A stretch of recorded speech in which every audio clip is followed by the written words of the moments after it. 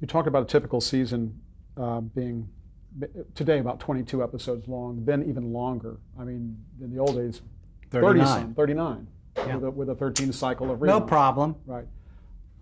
Why was Columbo not in a pattern of a regular season?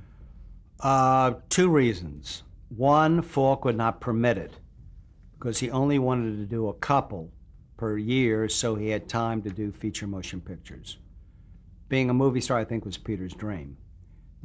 He's a super television star, one of the most important of all time, but he really had his eye on the big screen.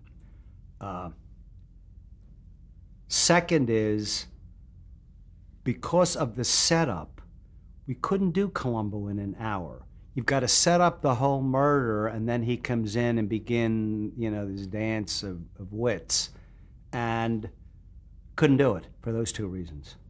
The major reason was Peter didn't want to do it, and you can't replace Peter. When the network Don't think Universal hasn't thought about that.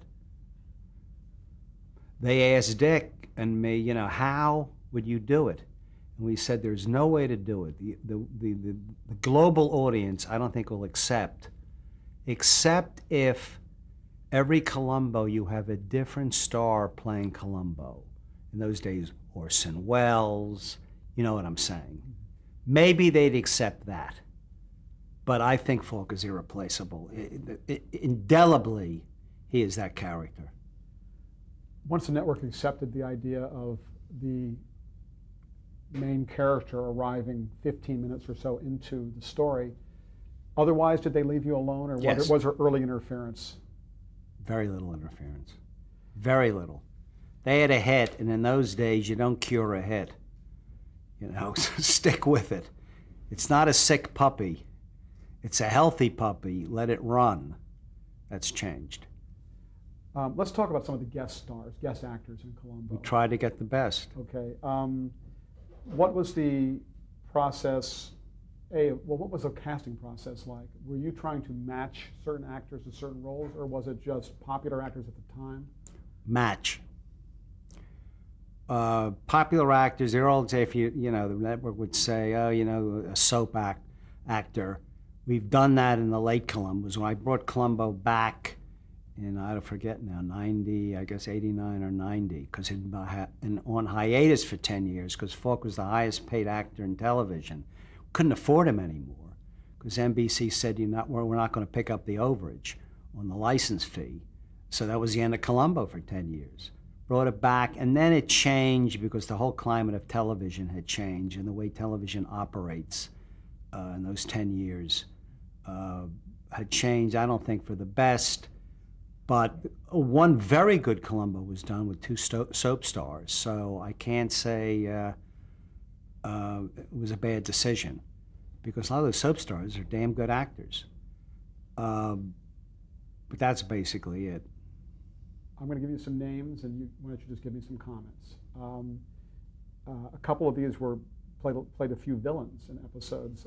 Let's start with Jack Cassidy. Our favorite. Jack had a wonderfully humorous, utter contempt for this bug who wouldn't leave him alone, Columbo. He was a terrific actor. He was juicy without going over the top. He did, I think, 4 Columbos. He was our favorite, and it was tragic when he died very prematurely. I know his son, one of his 2 sons, and he was a good writer. And but that was a loss. Robert Culp. Good. He did a couple, I think 3. He did our show, Death Lends a Hand. Dick and I won the Emmy for that teleplay. He was a good villain. He had a high style contempt. It was always the wealthy murderer. We never had, middle class or white collar murderers.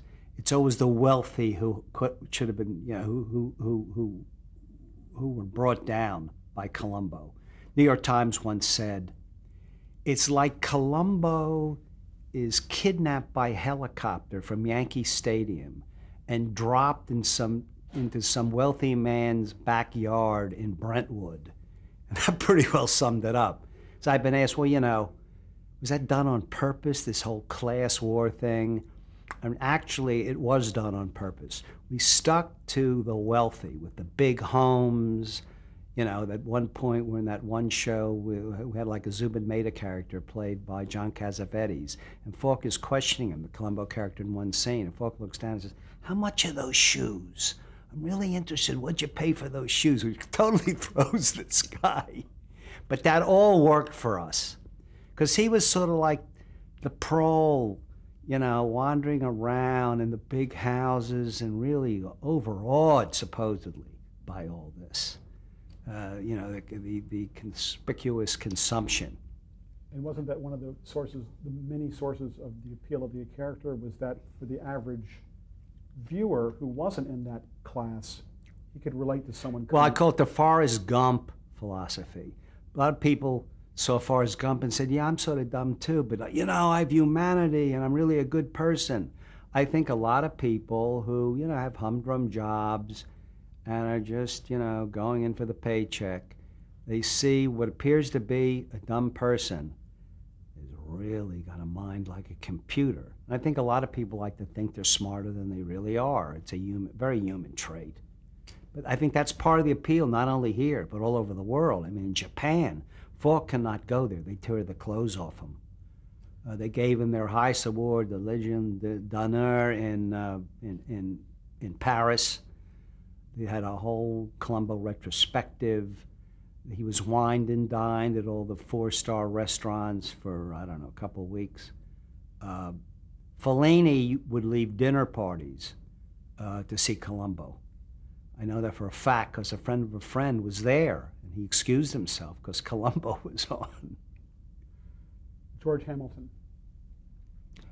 I used to think he was a very superficial actor. He comes originally out of the Aaron Spelling camp. But he was a good villain because he had that peacock, the tan, you know, the Armani apparel, but it worked for us. He was a good Columbo villain. Roddy McDowall. Love Roddy. He did one. We should have used him again. We'd left the show by then. Roddy was very good the first season. Very intelligent actor. Always liked Roddy, and he worked for us. Leslie Nielsen. Sort of gray until he did the comedies. He did all these outrageous comedies, and he was terrific. I always saw him, he was a good character actor. He was competent, but he never came off the screen for me. Vincent Price. We worked with him on our Ellery Queen series. He was good. I always liked Vincent Price. You have to watch him. He verges on camp. But if you have a good director, an intelligent man, but you had to watch him. Was Martin Sheen in a Columbo? No. Yes, he got murdered, I believe, in a Columbo, but he was never a villain. Okay. Lee Grant. Excellent. Intelligent, good actress, had a chemistry with Peter. By the end of the show, it was rather sad that he caught her. But it was justice. Justice was done. But she was good. I'm going to name some directors, okay? Sure. Nicholas Colasanto. Very good. Very good director. Didn't direct enough as far as I'm concerned. He did one of my favorite Columbos, Etude in Black, that Stephen Bochco wrote. Very well directed, and he did, I think, one or two other Columbos. He was a friend of Peter's. I wish he had done more. He's not with us anymore. James Frawley. I found him to be an okay director. Ben Gazzara. He was good. He was good. Good director. Sam Wanamaker. Nice job. He did good work. Jonathan Demme. Good director. Steven Spielberg. Brilliant. 21 years old. He did our Murder by the Book, which is on all the time now. Bochco wrote the teleplay with a lot of help from Dick and Bill. He's given us credit in various interviews as Stephen. We taught him a lot about structure. But he's a very talented man. I mean, he's an original Steve. Those days we called him Steve. Now he's Stephen Bochco. But he was our story editor. He also wrote Etude in Black, and he wrote, one of my favorites was the Spielberg show, Murder by the Book. It was funny, Steve and I dubbed that picture. Dick was tied up doing something else. That was that first season, that murderous season. And we took the scream out. At the end, I think, of the third act, Cassavetes smashes Barbara Colby with a champagne bottle. He kills her. So Steve and I said, let's take the scream out and just go to black. Well, Dick saw that and couldn't believe it, but it was 2 against 1. He said, Link, what are you doing? And it worked just fine. I mean, it's a really nice touch. It's still in the picture, but I remember that. Falk, I remember it's just, free association. He hated the loop. Looping is if you have a crackle or you have something that interferes with your soundtrack. You want him to come in and voice the line or the lines to it. Falk would never do it. I brought him down once. He wouldn't do the looping. And Dick and I said, I'm going to have to get him down to the loop, to where we're dubbing it and show him how bad this is. He went down, he saw how bad it was and says, it stays in the picture, I'm not looping. That was it. It's still on television all the time. With all that noise, it was a scene out in the Pacific. Some of the directors I mentioned, and other directors, a lot of times in episodic television or television in general, it's just getting the job done. Were they able to bring anything to the aesthetic? Were they able to kind of add to the party? Some of these directors in terms of style, or are you talking about episodic television? No, actually, I'm talking about Columbo. Were some of these directors, the better directors, able to bring to enhance it, make it better by what they did? You have to remember this. Peter on that set, because a lot of times Dick and I are not there. At least in the first season, we didn't have time writing the scripts or rewriting scripts. Peter really is the dominant factor in that mix. And whoever that director is, that director's pretty much going to do what Peter Falk wants. I'm sure the director has some ideas. Peter likes them. That's fine. That's the way they're done. But he is the master of that set, and that's the way it goes. And so I don't think you're going to get really idiosyncratic directors or powerful directors working with Peter Falk. I mean, there's some television directors I don't think will get along with Peter, and they know not to do that show. And Peter knows not to hire them. What about Spielberg? Spielberg was a kid. I mean, it took us a long time. It took us like 2 months to get Peter to approve of him. He had done very little on the lot. And we showed him his favorite thing that he ever did on television was a series that Dick and I had, a limited series, it wasn't on very long, called The Psychiatrist. It was about a storefront psychiatrist with Roy Thinnis. And he did a wonderful show Spielberg directed about it was called Hole in One, I think. It was about a golf pro who has cancer and is not going to be around. And we showed Falk that show, and Falk said, the kid is good. He approved. He approved. And it was just fine. But Falk was very resistant. What was the shooting schedule like in terms of time? Just how long did it take to shoot an average show? God, I don't even remember. Hour and a half, it might have been 12, 13 days then. I just don't remember. It's too long ago. Let's get to a fun part. Let's talk about some of the signature. Columbo isn't fun? Oh, well, no, I mean, this is, I know what you, yes, of course. But these are some of the trademarks. Again, I have a list. I want to mention some of them. Tell me maybe how they started, what was their significance. If I remember. If you remember, okay. How they came about, any details. Let's start off with the raincoat. It was a top coat in the play. And Peter, because really top coats are back east, we have inclement weather. Out here in Southern California, where, you know, the show was set, we don't pretend it's any other place. It's Southern California, it's Los Angeles. Falk had a raincoat. I think he said it was bought on 57th Street. It was raining one time in New York City, and he ducked into a store and bought a raincoat, and it was his raincoat. But of course, we duped that raincoat. We had to. I think we had 2 other raincoats, maybe 3. It's like we had 2 of those Peugeots, that car, the Cabriolet, French car.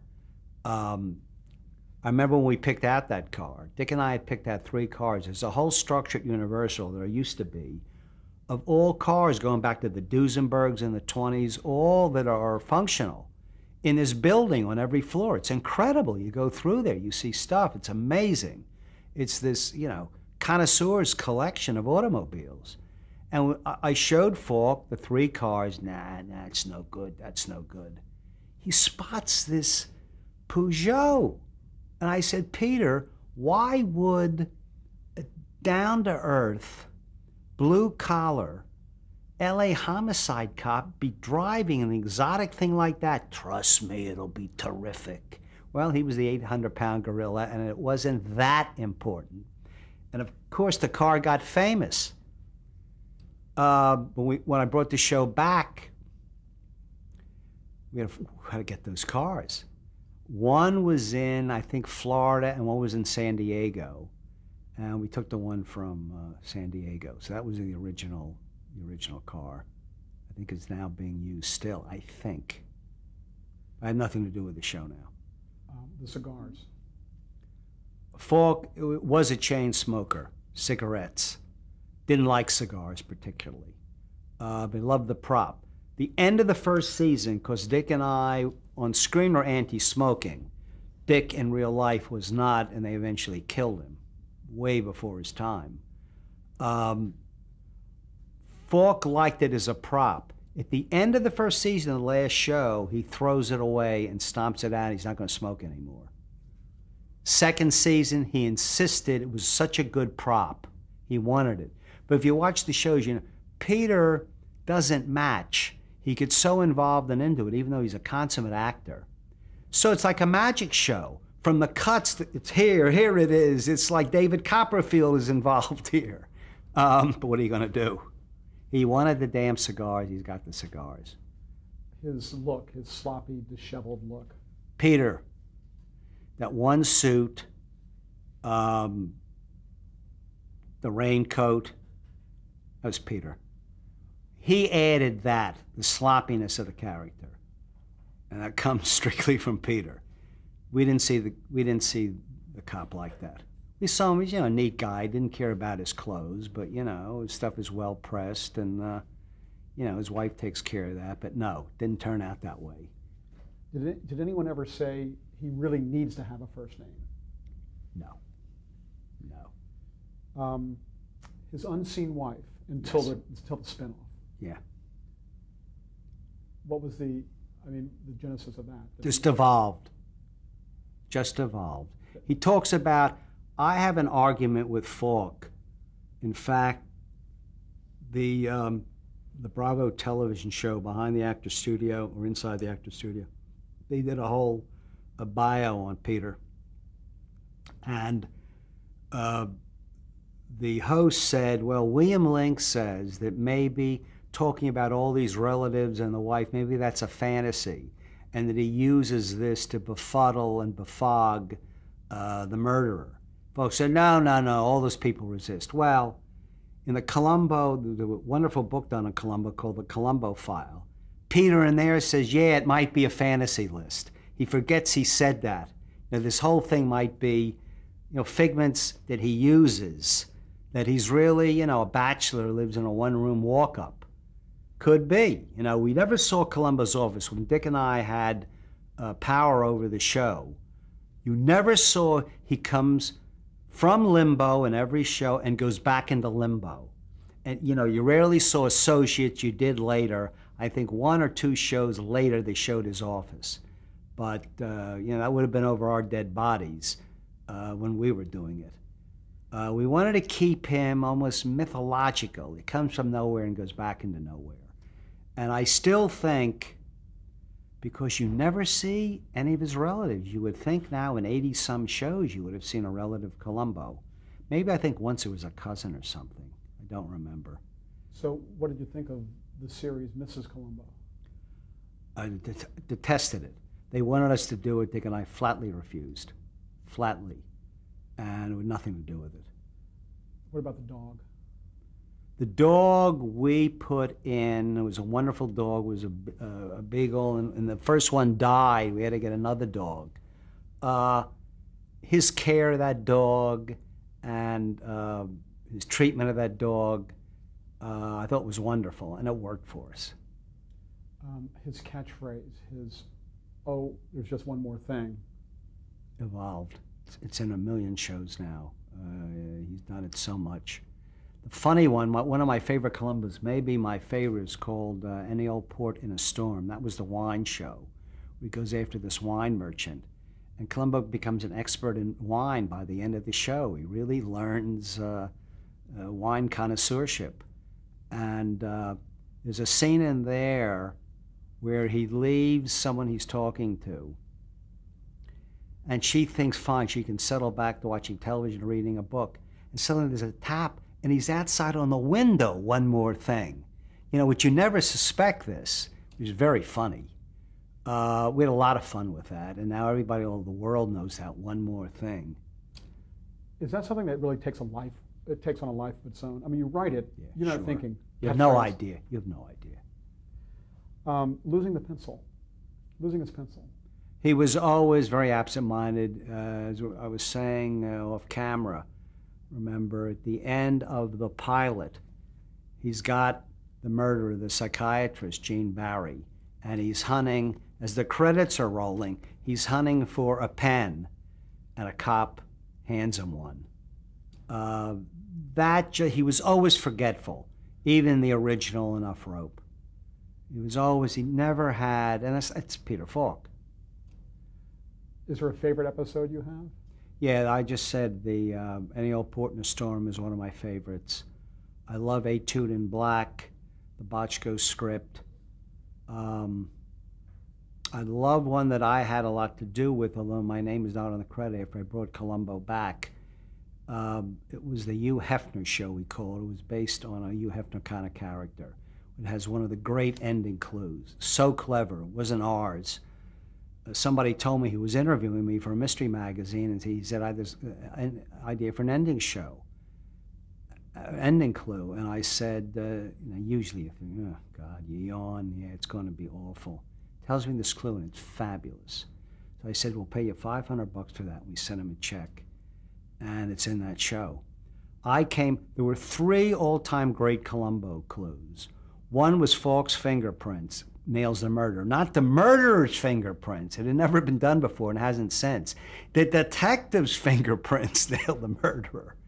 That was by a terrific writer, Jackson Gillis, who was our story editor, very good mystery writer. He came up with that. Dick and I could not solve it. And then I came up, I think, with one of the 3 best, which is a monkey's fingerprints nail the murderer. I remember I came up with that. We were in a story conference, and all the writers were saying, Bill, monkeys don't leave fingerprints. And we had a consultant on the show, Joe De Laurenti, who was the head of the crime lab at Parker Center.